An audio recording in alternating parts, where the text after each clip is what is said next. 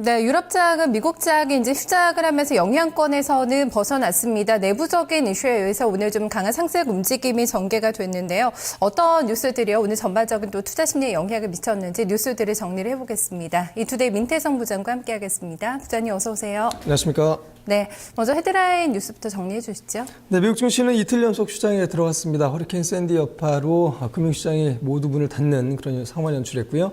그러나 유럽 증시는 오름세를 나타냈습니다. 유럽 경제에 대해서는 여전히 우려가 이어지고 있는데 스페인 경제는 5개 분기 연속 위축된 것으로 나타났고요. 미국에서는 허리케인 샌디 여파로 100억 달러, 최대 500억 달러의 손실을 볼 수 있다는 전망도 나왔습니다. 그러나 샌디 여파에 따른 복구는 경제에도 결국에는 긍정적인 영향을 미칠 것이다라는 전망도 나타나고 있습니다. 또 어제 일본은행은 추가 부양책을 내놨는데요. 엔화는 중장기적인 약세를 이어갈 것으로 전망이 되고 있습니다. 네, 스페인 경제 지표들이 최근에 연일 좀 발표가 되고 있는데 GDP 나왔죠? 네, 오늘 스페인 국립통계청이 3분기 GDP를 공개했습니다. 전기 대비 0.3% 위축된 것으로 나타났고요. 전년과 비교한다면 1.6% 감소했습니다. 전망치가 0.4% 위축이었는데 예상보다 일단은 호전된 것으로 볼 수가 있겠습니다. 스페인은 또 10월 소비자 물가지수가 전월 대비 0.1% 오른 것으로 나타났고요. 연 기준으로는 3.5%의 상승폭을 기록했습니다. 그러나 오늘 지표 악화에도 불구하고 마리아노 라우이 스페인 총리가 전일 전면적인 구제금융 신청 가능성을 부인한 바 있어서 스페인과 관련해서는 불확실성이 이어질 것으로 전망이 되고 있습니다. 네, 속속 이 허리케인 샌디로 인한 좀 피해가 예고가 집계가 되고 있던데요. 최소 100억 달러 정도는 좀 손실이 나올 것이다 이렇게 좀 추정치가 있더라고요. 네, 그렇습니다. 초원형 허리케인 샌디가 경제에 미칠 파장이 지난해 있었던 허리케인 아이린에 비해서 더욱더 클 것이다라는 전망이 힘을 얻고 있습니다. 그러나 재건이 시작된다면 경제적으로 긍정적인 효과가 발생할 수도 있다는 주장도 나오고 있어서 주목을 끌고 있는데요. 무디스 같은 경우에는 샌디로 인해서 워싱턴 DC와 뉴욕의 GDP 손실이 최소 100억 달러가 될 것으로 예상을 했습니다. 29일과 30일 이틀간 운항이 취소된 항공편만 7,500건에 달하는 것으로 집계가 되고 있습니다. 네, 특히 소매업 쪽의 타격이 상당히 좀 심할 것으로 예상이 되고 있죠. 네, 슈퍼마켓과 소매업체, 레스토랑 패스로 소매 매출이 0.5% 감소하는 결과를 가져올 것으로 예상이 되고 있는데요. 시티그룹은 허리케인 영향권에 드는 지역에서 이번 주에 소매업체의 운송만 최대 40% 감소할 것으로 전망을 하고 있습니다. 또 11월 동일 점포 매출은 최대 3% 정도 타격을 입을 것으로 보이는데요. 지역별로 필라델피아라든가 뉴저지, 델라웨어에 있는 원유 정제 시설이라든가 수송 기반에 타격을 입히면 원유 휘발유 가격에도 큰 폭의 상승이 예상되고 있는 상황입니다. 네, 전반적으로는 좀 피해가 되는 물론 부분도 있겠지만 재건되는 과정에서 또 경제에 긍정적인 영향을 미칠 수 있다가 좀 그런 분석도 나오고 있다고 얘기를 해주셨죠? 네, 앞서도 말씀드렸습니다만 샌디에 따른 긍정적인 효과도 일각에서는 제기가 되고 있습니다. 복구에 필요한 물품 수요가 늘어나면서 소매 판매를 끌어올릴 수 있다는 전망이 되겠는데요. 관련 고용도 증가할 것으로 기대가 되고 있습니다. 프리스티지 이코노믹스는 샌디가 강력한 소매 판매를 통해서 경제 성장에 긍정적으로 작용할 수 있을 것이다 라고 전망했는데요.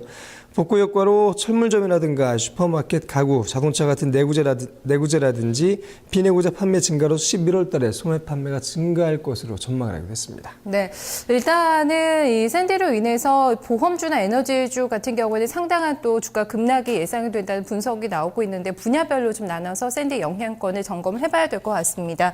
이제 미국에서 대선이 일주일 앞으로 다가왔습니다. 이후에 좀 구도가 어떻게 전개가 될까 상당히 관심이 높은데요. 주식시장에는 또 어떤 영향을 좀 미치게 될까요? 어떤 분석이 나오고 있나요? 네, 전문가들이 대선이 코앞으로 다가오면서 금융시장에 대한 영향에도 잇따라서 전망을 내놓고 있는데요.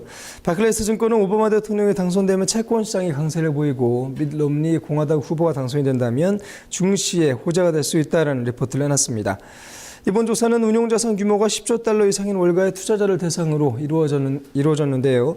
이들 투자자들은 오바마 대통령이 재선될 경우에는 채권 상승 쪽에 베팅을 하고 증시에서는 현 대통령 재선 시에 단기적으로 주가가 떨어질 가능성이 큰 것으로 점쳤습니다. 네, 일단 롬니 후보가 당선이 되면 주식시장에는 호재다 이렇게 얘기를 해주셨는데요. 일단은 통화 정책에 있어서는 좀 변화 기조가 있을 것으로 지금 예상이 되고 있습니다. 양적 완화가 중단될 가능성까지도 지금 일각에서 제기가 되고 있죠. 네, 그동안 롬니 후보의 유세 내용을 살펴본다면 3차 양적 완화는 당선 이후에 중단될 가능성이 큰 것으로 점쳐지고 있습니다. 유동성 공급 중단으로 미국 경제가 더블딥에 빠지는 역할이 끝날 수도 있다는 우려도 커지고 있는데요.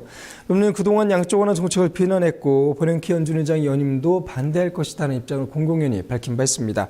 도이치 뱅크는 롬니가 당선된다면 3차 양적 완화가 종료를 할 수 있다는 데 베팅하는 투자자들이 늘고 있다라고 전망을 밝혔고요. 채권 시장과 증시 모두 투매가 발생할 가능성에 주목하게 됐습니다. 네, 아시아 시장에서는 일본이 추가적인 양적 완화 예상대로 좀 발표를 했습니다. 외환 시장에도 좀 영향을 상당히 미치는 모습이었어요. 네, 어제 일본은행이 자산 매입 기금 규모를 66조 원으로 기존 55조 원에서 11조 원 더 확대하겠다라고 밝혔습니다. 그러니까 소식이 전해진 후에 외환 시장에서는 엔화가 일시적으로 강세를 보이는 상황을 연출하기도 했는데요. 네, 기대치인 15조엔 증액에는 미치지 못했기 때문으로 분석을 할 수 있을 것 같습니다. BOJ는 어제 25조엔 신용대출 규모는 유지하기로 했고요. 기준금리는 0에서 0.1%로 동결한다라고 발표했는데 더 큰 규모의 부양책을 내놓을 것으로 기대했던 투자자들에게는 일단은 실망감을 안겨준 것으로 볼 수가 있을 것 같습니다. 그러나 중장기적으로는 엔의 약세에 전문가들은 주목하고 있습니다. 네, 알겠습니다. 오늘 말씀 잘 들었습니다. 고맙습니다. 감사합니다. 네, 오늘 뉴욕장이 열리지는 않았습니다만은 또 유럽장이 호재를 하나 전해줬습니다. 주택지표가 또 양호하게 발표가 되면서 유럽장 상승을 이끄는 또 재료가 됐다는 점 함께 체크를 해보셔야 될 텐데요. 뉴욕장 이후는 또 어떤 움직임이 전개가 될지요. 우리 시장에 오늘 영향을 미칠 만한 뉴스들 잠시 후에도 조금 더 집중적으로 점검을 해보겠습니다.